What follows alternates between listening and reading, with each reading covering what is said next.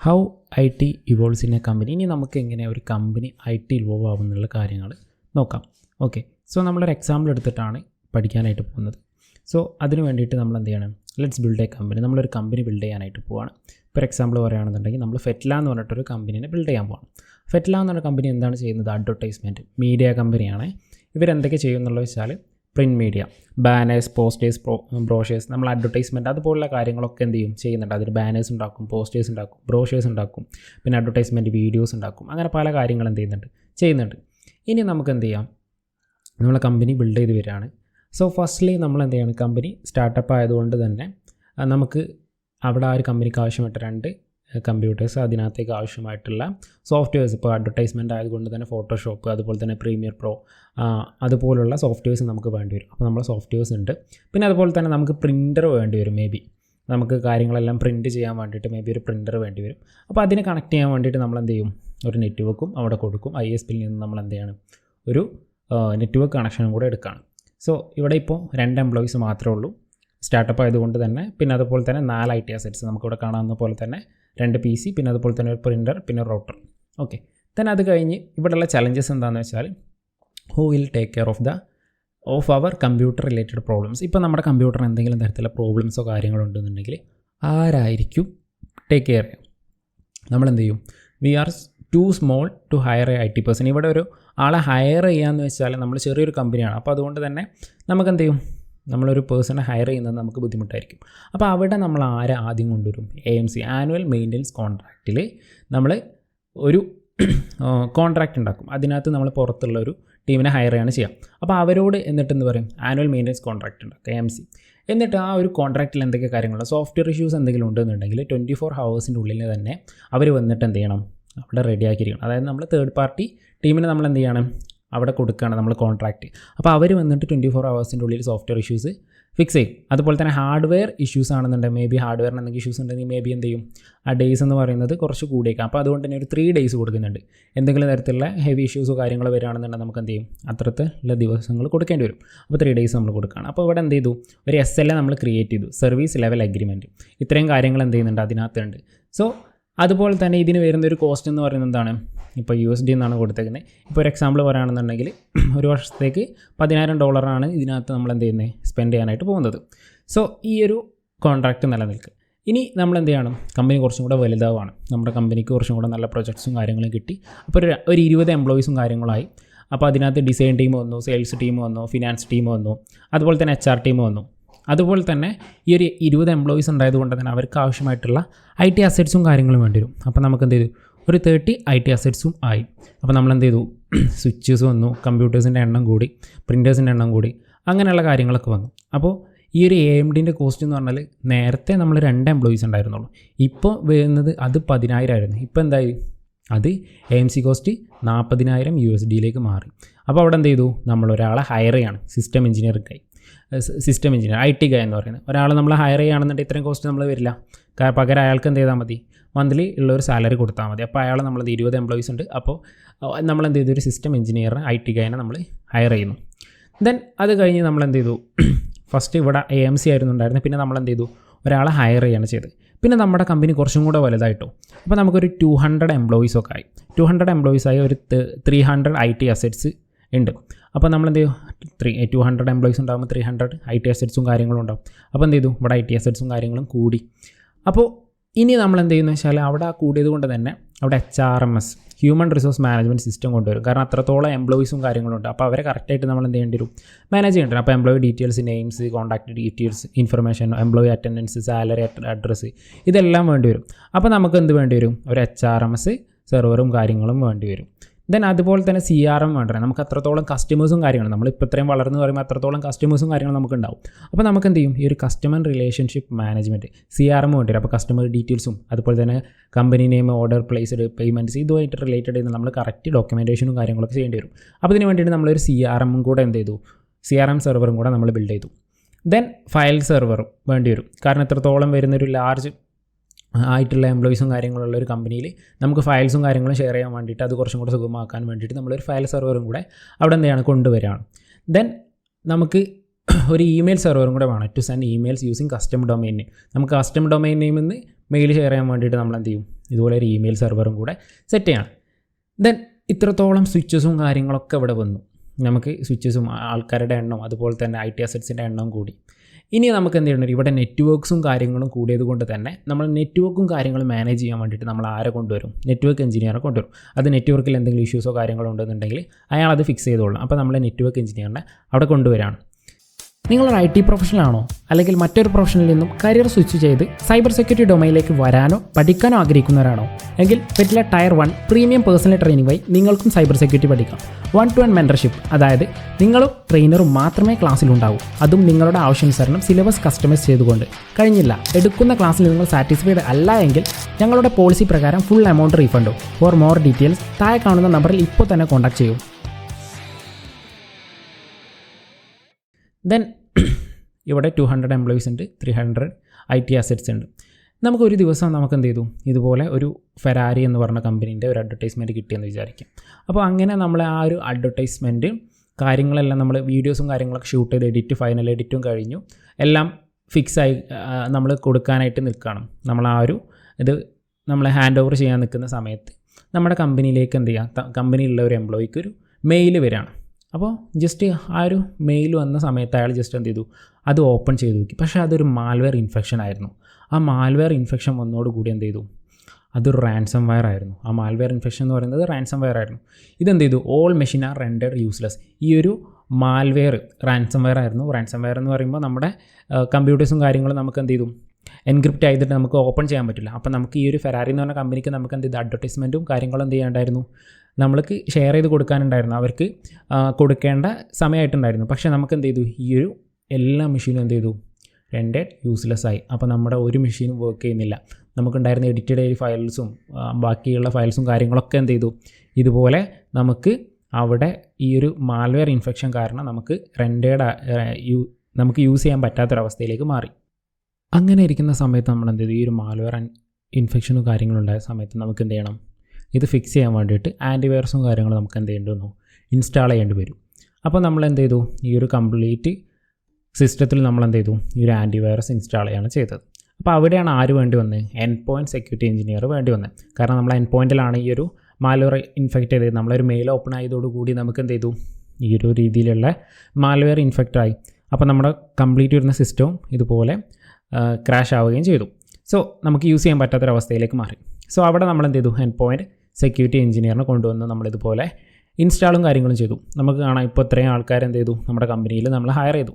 ഇനി നമ്മൾ എന്ത് ചെയ്യണം, നമുക്ക് അത് മാത്രം പോരാ, നമുക്കൊരു വലിയൊരു കമ്പനിയുടെ ഫെരാരി എന്ന് പറഞ്ഞൊരു കമ്പനിയുടെ അഡ്വർടൈസ്മെൻ്റ് ആയിരുന്നു നമ്മൾ ചെയ്തിട്ടുണ്ടായിരുന്നു. നമുക്ക് കറക്റ്റ് ടൈമിൽ എന്ത് ചെയ്തില്ല, കൊടുക്കാനായിട്ട് സാധിച്ചില്ല. അപ്പോൾ അതുകൊണ്ട് തന്നെ നമുക്ക് എന്ത് ചെയ്തു, സെക്യൂരിറ്റിയും കാര്യങ്ങളും ഇനി കുറച്ചും കൂടെ വർദ്ധിപ്പിക്കേണ്ടതായിട്ട് വന്നു. അപ്പോൾ നമ്മൾ ഫയർവാൾ ഇൻസ്റ്റാൾ ചെയ്യേണ്ടതായിട്ട് വന്നു. IPS install intrusion prevention system IPS install ചെയ്യേണ്ടതായിട്ട് വന്നു. പിന്നെ അതുപോലെ തന്നെ വെബ് ഗേറ്റ്വേ ഇൻസ്റ്റാൾ ചെയ്യേണ്ടി വന്നു. അതുപോലെ തന്നെ ഇമെയിൽ ഗേറ്റ്വേ ഇൻസ്റ്റാൾ ചെയ്യേണ്ടി വന്നു. അതിന് വേണ്ടിയിട്ട് നമ്മൾ ആരെ കൊണ്ടുവരും, നെറ്റ്വർക്ക് സെക്യൂരിറ്റി എഞ്ചിനീയറിനെ കൊണ്ടുവന്നു. അപ്പോൾ ഇത്രയും കാര്യങ്ങൾ നമുക്ക് സെക്യൂരിറ്റി കാര്യങ്ങൾ കൊണ്ടുവരാൻ വേണ്ടിയിട്ട് നമ്മൾ ആരെ ഹയർ ചെയ്തു, നെറ്റ്വർക്ക് സെക്യൂരിറ്റി എഞ്ചിനീയറിനെ ഹയർ ചെയ്തു. നമ്മൾ ആൻറ്റിവൈറസ് നേരത്തെ ഇൻസ്റ്റാൾ ചെയ്തു. പിന്നെ നമ്മൾ നെറ്റ്വർക്കിൽ സെക്യൂരിറ്റി കൊണ്ടുവരാൻ വേണ്ടിയിട്ട് നെറ്റ്വർക്ക് സെക്യൂരിറ്റി എഞ്ചിനീയറിനെ കൊണ്ടുവന്നു. ഇനി നമുക്ക് എൻഡ് പോയിൻറ്റ് അതുപോലെ തന്നെ നെറ്റ്വർക്ക് സെക്യൂരിറ്റി നമ്മുടെ ഡിഫറൻസ് എന്താണെന്ന് നോക്കാം. ഓക്കെ, ഇവിടെ എന്ത് ചെയ്യുന്നുണ്ട്, നമുക്കൊരു എക്സാമ്പിൾ എടുക്കുകയാണെന്നുണ്ട്, ഒരു ഫ്ലാറ്റും കാര്യങ്ങളുണ്ട്. അപ്പോൾ ആ ഫ്ലാറ്റിന് സെക്യൂരിറ്റി കൊടുക്കാൻ വേണ്ടിയിട്ട് എന്ത് ചെയ്തു, ഒരു സെക്യൂരിറ്റി പ്രൊവൈഡ് ചെയ്യാൻ വേണ്ടിയിട്ട് നമ്മളൊരു സെക്യൂരിറ്റിനെ ഹയർ ചെയ്തു. ഓക്കെ, സെക്യൂരിറ്റി ഉണ്ട്. ഈ ഒരു ഫ്ലാറ്റിനെ സെക്യൂർ ആക്കാൻ വേണ്ടിയിട്ട് നമുക്ക് എന്തൊക്കെയുണ്ട്, ഇവിടെ ഒരു സെക്യൂരിറ്റി ഉണ്ട്. അതുപോലെ തന്നെ ഇവിടെ എന്ത് ചെയ്യുന്നുണ്ട്, വോളും കാര്യങ്ങളും അതുപോലെ തന്നെ ഗേറ്റും കാര്യങ്ങളുണ്ട്. ഇതൊരു പരിധിവരെ നമുക്ക് എന്ത് ചെയ്യുന്നുണ്ട്, നമ്മുടെ ഈ ഒരു അപ്പാർട്ട്മെൻറ്റിനെ സെക്യൂർ ആക്കി വെക്കും. അപ്പോൾ ഇനി നമുക്ക് നോക്കുന്ന നേരത്തെ ഇത്രയും കാര്യങ്ങളുണ്ട്. ഇവിടെ വോളുണ്ട്, അതുപോലെ തന്നെ ഗേറ്റ് ഉണ്ട്, സെക്യൂരിറ്റി ഉണ്ട്. Protect the entire apartment complex അല്ലേ, ആ ഒരു എൻറ്റയർ വരുന്ന അപ്പാർട്ട്മെൻറ്റിനെ ആര് പ്രൊട്ടക്റ്റ് ചെയ്തോളും, ഈ ഒരു സെക്യൂരിറ്റി, അതുപോലെ തന്നെ മതിൽ, അതുപോലെ തന്നെ വോള്, അതുപോലെ തന്നെ ഈ ഗേറ്റ്, ഇത്തരം കാര്യങ്ങൾ എന്ത് ചെയ്യുന്നുണ്ട്, ഈ എൻറ്റയർ അപ്പാർട്ട്മെൻറ്റിനെ പ്രൊട്ടക്റ്റ് ചെയ്യാനായിട്ടുണ്ട്. ഇനി നമ്മൾ നേരത്തെ നോക്കുന്ന സമയത്ത് നമ്മൾ ഓരോ വീട്ടിലും എന്ത് ചെയ്യുന്നുണ്ട്, നമ്മൾ ഈ ഒരു സെക്യൂരിറ്റി ഉണ്ടെന്ന് വിചാരിച്ചിട്ട് നമ്മൾ ലോക്കിലാതെ പോകുന്നുണ്ടോ, നമ്മുടെ വീടിന് വേണ്ടിയിട്ട് നമ്മൾ എന്ത് ചെയ്യുന്നുണ്ടാവും, ലോക്കും കാര്യങ്ങളും ഉണ്ടാവും, ഡോർ ലോക്കും കാര്യങ്ങളും ഉണ്ടാവും ഇല്ലേ. സെക്യൂരിറ്റി ഇൻഡിവിജ്വൽ ഹൗസസ് അല്ലേ, നമുക്ക് സെക്യൂരിറ്റി പ്രൊവൈഡ് ചെയ്യും. എങ്ങനെ, ഇൻഡിവിജ്വൽ ആയിട്ടുള്ള ഹൗസസ് നമുക്ക് പ്രൊവൈഡ് ചെയ്യാൻ വേണ്ടിയിട്ടാണ് നമ്മൾ എന്ത് ചെയ്യുന്നത്, ഈ ഒരു ഡോറും കാര്യങ്ങളും കൊടുക്കുന്നത്. സോ ഈ ഒരു നെറ്റ്വർക്ക് സെക്യൂരിറ്റി എന്ന് പറഞ്ഞാൽ എൻറ്റയർ അപ്പാർട്ട്മെൻറ്റിനെ നമ്മൾ സെക്യൂർ ചെയ്യുന്നത് പോലെ, സെക്യൂരിറ്റിയും കാര്യങ്ങളും സെക്യൂരിറ്റി പ്രൊവൈഡ് ചെയ്യുന്നത് പോലെ തന്നെ നെറ്റ്വർക്ക് സെക്യൂരിറ്റി എൻറ്റയർ വരുന്ന നെറ്റ്വർക്കിന് വേണ്ടിയിട്ട് എന്ത് ചെയ്യും, ഒരു സെക്യൂരിറ്റിയും കാര്യങ്ങളും പ്രൊവൈഡ് ചെയ്യും. ഇനി നമ്മുടെ എൻഡ് പോയിൻറ്റ് സെക്യൂരിറ്റി എന്താ ചെയ്യുന്നത്, പെർ വരുന്ന സിസ്റ്റം, ഇപ്പോൾ ഒരു സിസ്റ്റം ഉണ്ടെന്ന് ആ ഒരു സിസ്റ്റത്തിന് വീണ്ടും ഒരു സെക്യൂരിറ്റി പ്രൊവൈഡ് ചെയ്യാൻ വേണ്ടിയിട്ടാണ് നമ്മൾ എൻഡ് പോയിൻറ്റ് ഹോസ്റ്റ് സെക്യൂരിറ്റി അവിടെ പ്രൊവൈഡ് ചെയ്യുന്നത്. സോ അത് തമ്മിലുള്ള ഡിഫറൻസ് നിങ്ങൾക്ക് മനസ്സിലായെന്ന് വിചാരിക്കുന്നു. ഇനി നമ്മൾ എന്ത് ചെയ്യണം, അടുത്തതിലേക്ക് പോവാണ്. ഇപ്പോൾ നമ്മൾ എന്ത് ചെയ്തു, കമ്പനി കുറച്ചും കൂടെ വലുതായി, ഒരു 400 എംപ്ലോയീസ് ആയിട്ടുണ്ട്. അതുപോലെ തന്നെ 700 IT അസറ്റ്സ് ആയിട്ടുണ്ട്. സോ കമ്പനി വീണ്ടും വളർന്നുകൊണ്ടിരിക്കുകയാണ്. അപ്പോൾ നമുക്ക് എന്ത് ചെയ്തു, ഇവിടെ നമ്മളിപ്പോൾ ന്യൂയോർക്കിലായിരുന്നു സ്റ്റാർട്ട് ചെയ്തിട്ടുണ്ടായിരുന്നത്. നമുക്ക് എന്ത് ചെയ്യുന്നുണ്ട്, ചെന്നൈ, ഇന്ത്യയിൽ വരുന്ന ചെന്നൈയിലും കൂടെ നമ്മൾ എന്ത് ചെയ്യണം, ഇപ്പോൾ നമുക്കറിയാം വലിയ വരുന്ന കമ്പനീസും കാര്യങ്ങളും അവരുടെ ഒരു മേഖല എന്ത് ചെയ്യും, ഇന്ത്യയിലും സ്റ്റാർട്ട് ചെയ്യാറുണ്ട് അല്ലേ. അപ്പോൾ അതുപോലെ തന്നെ നമ്മുടെ കമ്പനി എന്ത് ചെയ്തു, ഫെറ്റ്ല എന്ന് പറഞ്ഞ കമ്പനി US സ്റ്റാർട്ട് ചെയ്തിട്ടുണ്ടായിരുന്ന കമ്പനി ചെന്നൈയിലേക്ക്, ഇന്ത്യയിൽ വരുന്ന ചെന്നൈയിലും അവിടെ എന്ത് ചെയ്യാണ്, കമ്പനി സ്റ്റാർട്ട് ചെയ്യാണ്. സോ അവിടെ എന്ത് ചെയ്തു, VPN വെച്ചിട്ട് ഈ 2 കമ്പനീസും നമ്മൾ എന്ത് ചെയ്തു, കണക്റ്റും കാര്യങ്ങളും ചെയ്യുകയാണ്. സോ നമ്മുടെ കമ്പനി കുറച്ചും കൂടെ വലുതായിട്ടുണ്ട്. അപ്പോൾ അതുപോലെ തന്നെ നമുക്ക് എന്ത് ചെയ്തു, കമ്പനീസ് വലിയ കമ്പനീസ് വരുന്നവരും അവർക്ക് അറ്റാക്കും കാര്യങ്ങളും എന്ത് ചെയ്തു നിലവിൽ വന്നുകൊണ്ടേയിരിക്കും. അപ്പോൾ അറ്റാക്സ് കണ്ടിന്യൂ ടു ഹാപ്പൻ. നമ്മൾ നേരത്തെ ഒരു റാൻസംവെയർ അറ്റാക്ക് നടന്നു, അതുപോലെ തന്നെ അറ്റാക്ക് വീണ്ടും നടന്നുകൊണ്ടിരിക്കുകയാണ്.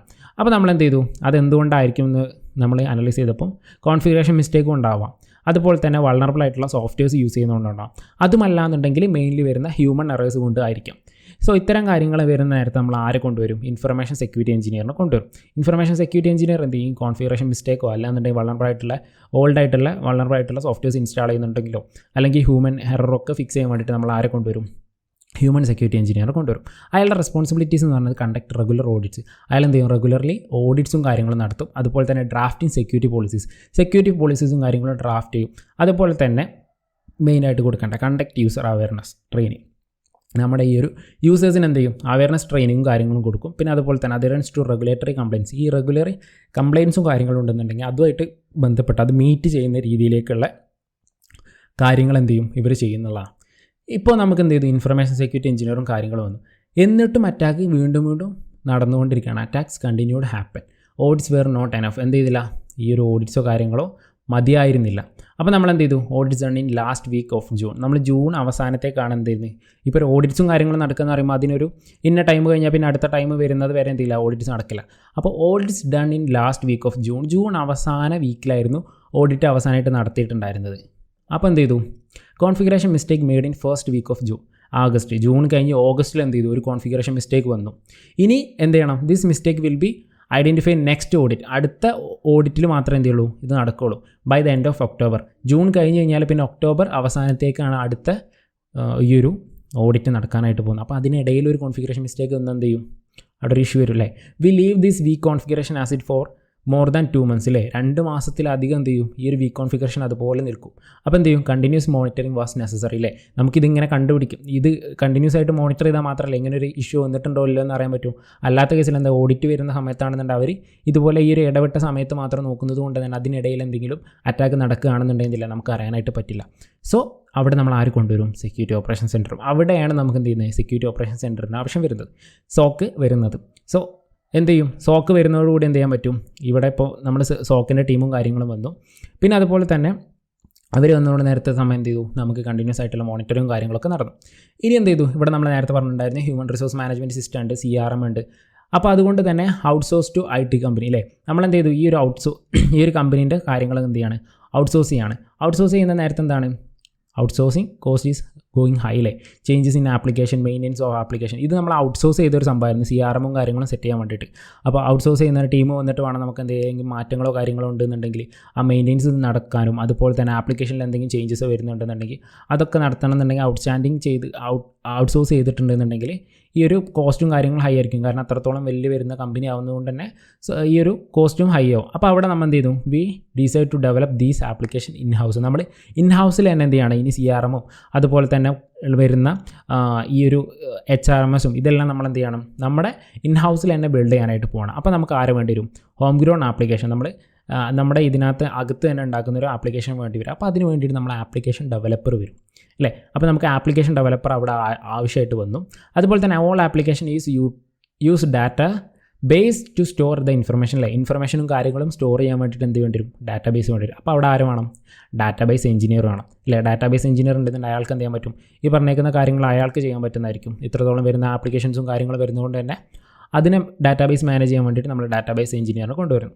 ഇനി ഇത്രത്തോളം ആൾക്കാർ വന്നു കഴിഞ്ഞാലും ഇപ്പം നമ്മൾ എന്ത് ചെയ്തു, ഇത്രത്തോളം IT ടീംസും കാര്യങ്ങളും ഉണ്ട്. There are so many IT teams now അല്ലേ. അപ്പോൾ in order to making getting IT help easier we will set up IT help desk അല്ലേ. നമുക്കിപ്പോൾ എന്തെങ്കിലും ഇഷ്യൂസ് വന്നു, അപ്പോൾ ഇവരെന്താ ചെയ്യുക എന്നുള്ള കാര്യങ്ങൾ നമുക്ക് നോക്കാം. IT ഹെൽപ്പ് ഡെസ്ക് വരുന്നതോടുകൂടി റെസ്പോൺസിബിലിറ്റീസ് എന്ന് പറഞ്ഞാൽ primary contact for all related issues and queries. ഇപ്പോൾ ഒരു എക്സാമ്പിൾ പറയുകയാണെന്നുണ്ടെങ്കിൽ അവിടെ വർക്ക് ചെയ്യുന്ന ഒരു ആപ്ലിക്കേഷൻ ഡെവലപ്പറിന് ഇൻ്റർനെറ്റ് കിട്ടുന്നില്ല എന്നുണ്ടെങ്കിൽ അയാൾ ആദ്യം ആരെയാണ് കണക്ട് ചെയ്യേണ്ടത്? IT ഹെൽപ്പ് ഡെസ്കിനെയാണ് കണക്ട് ചെയ്യേണ്ടത്. IT ഹെൽപ്പ് ഡെസ്ക് എന്ത് ചെയ്യും? അതുമായിട്ട് ബന്ധപ്പെട്ടില്ലേ നെറ്റ്വർക്ക് എഞ്ചിനീയർ ആയിട്ടുള്ള ആൾ വന്നിട്ട് എന്ത് ചെയ്യും? ഈ ഒരു നെറ്റ്വർക്ക് ഇഷ്യൂസ് ഫിക്സ് ചെയ്യാണ് ചെയ്യുക. നമ്മൾ എന്ത് ചെയ്യേണ്ട, നേരിട്ട് ഇപ്പോൾ ആപ്ലിക്കേഷൻ ഡെവലപ്പറിനാണെന്നുണ്ടെങ്കിൽ അയാൾക്കറിയില്ല എന്താ ചെയ്യേണ്ടതെന്നുള്ള, അപ്പോൾ അതെന്ത് ചെയ്യും? അയാൾ ഇതുപോലെ IT ഹെൽപ്പ് ഡെസ്കിനെ നമ്മൾ കണക്ട് ചെയ്യുന്ന നേരത്തെ അയാൾ അതുമായിട്ട് ബന്ധപ്പെട്ടുള്ള സെക്ടറിലുള്ള ആളാരാണോ അയാൾ വന്നിട്ട് അതെന്ത് ഫിക്സ് ചെയ്യുന്ന രീതിയിലേക്ക് മാറും. സോ ഇത്രയും കാര്യങ്ങൾ എന്ത് ചെയ്തു, നമുക്കൊരു ഓവർവ്യൂ ഒന്നും കൂടെ നോക്കാം. നമ്മളെന്തായിരുന്നു, ഫെറ്റില എന്ന് പറഞ്ഞിട്ടൊരു മീഡിയ കമ്പനി ആയിരുന്നു. But we now uses close to 1000 computer asset അല്ലേ. 1000 കമ്പ്യൂട്ടേഴ്സ് ആസറ്റ്, നമ്മൾ അത്ര വലിയൊരു കമ്പനിയായി. Their IT infrastructure team support അവർ ബിസിനസ് അല്ലേ. നമ്മളെ ഈ ഒരു IT ഇൻഫ്രാസ്ട്രക്ചർ ടീമിനെ സപ്പോർട്ട് ചെയ്യാൻ വേണ്ടിയിട്ട്, നമ്മുടെ ബിസിനസ്സിനെ സപ്പോർട്ട് ചെയ്യാൻ വേണ്ടിയിട്ട് നമ്മൾ എന്ത് ചെയ്തു, ഇത്രത്തോളം ടീം കൊണ്ടുവരാണ് ചെയ്തത്. സോ ഇത്രത്തോളം കാര്യമാണ് ഈ ഒരു വീഡിയോയിൽ നമ്മൾ പറയാനായിട്ട് ഉദ്ദേശിച്ചിട്ടുണ്ടായിരുന്ന ഒരു IT എങ്ങനെയാണ് ഈ ഒരു കമ്പനിയിൽ ഇൻവോൾവ് ആവുന്നത് എന്നുള്ള കാര്യം, അത് നമ്മൾ സ്ക്രാച്ചിൽ നിന്ന് പഠിക്കുകയാണ് ചെയ്തത്. അപ്പോൾ എത്രത്തോളമാണ് ഈ ഒരു വീഡിയോയിൽ നമുക്ക് പ്രസൻറ്റ് ചെയ്യാനായിട്ടുണ്ടായിരുന്നു. നിങ്ങൾക്കൊരു വീഡിയോ ഇഷ്ടമായെങ്കിൽ മാത്രം നമ്മളൊരു ചാനൽ സബ്സ്ക്രൈബ് ചെയ്യുക. മറ്റൊരു വീഡിയോയുമായി വീണ്ടും കാണാം. അതുവരെ താങ്ക് യു ഓൾ.